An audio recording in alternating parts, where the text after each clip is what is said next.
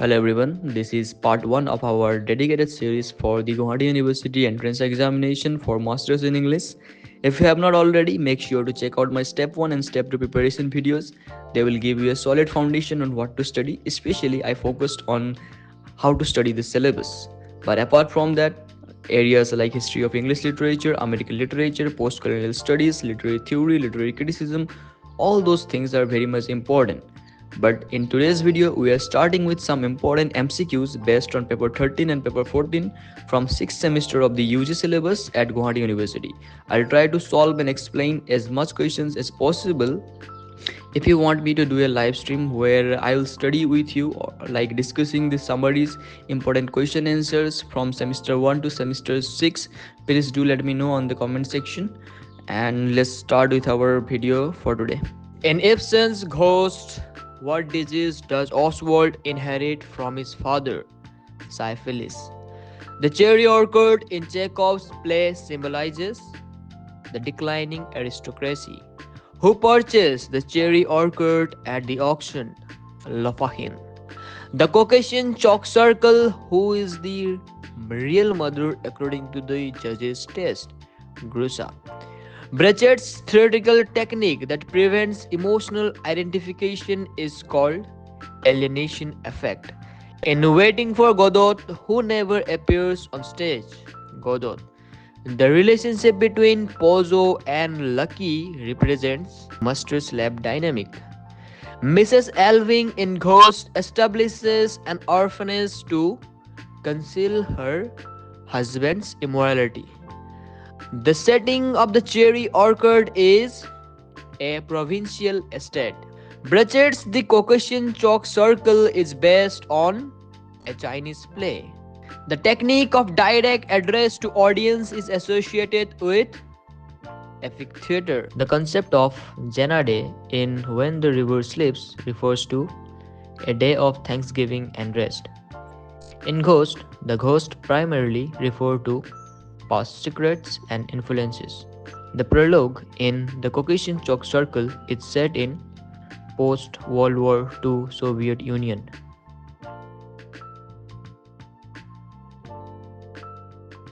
The first part of Things Fall Apart focuses on Igbo traditional life. In Things Fall Apart, Okonko's father, Unoka, was known for laziness and debt. In Chronicle of a Death Foretold, Santiago Nasser is killed for allegedly taking Angela's virginity. In Funny Boy, Arji's family belongs to which ethnic group? Tamil. The 1983 riots in Funny Boy were between Sinhalese and Tamils. Okonkwo kills himself because he cannot accept change. The title Things Fall Apart comes from its poem. Funny Boy is structured as 6 interconnected stories. The Yum Cope in Things Fall Apart symbolizes masculine achievement.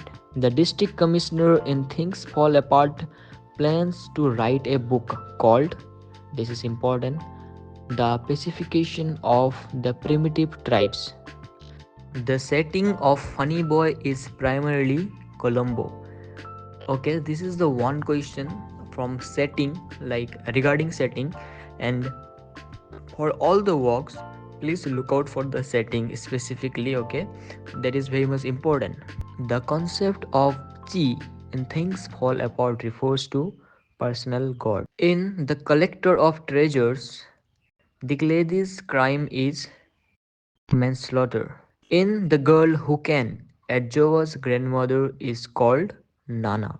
Adjoa's athletic ability challenges the belief that girls need strong legs for childbearing. Tonight I Can Write belongs to Neruda's collection of 20 love poems and a song of despair. The central emotion in Neruda's poem is melancholy. A Far Cry from Africa deals with Walcott's divided heritage. The Mau Mau rebellion referenced in Walcott's poem occurred in Kenya. In Names, Walcott explores the theme of identity. The English tongue I love in A Far Cry from Africa represents cultural conflict. David Maloff's Revolving Days uses the technique of apostrophe. This is very important. The surds in Revolving Days symbolize identity experimentation. Neruda's repetition of I can write emphasizes emotional readiness. The blue stars in Tonight I Can Write create an atmosphere of melancholy. Walcott's use of animal imagery in A Far Cry from Africa suggests primitive violence. The colonial practice of renaming in names represents cultural imperialism. In Revolving Days, the speaker's unchanged nature suggests romantic obsession. The form of Tonight I Can Write is free verse,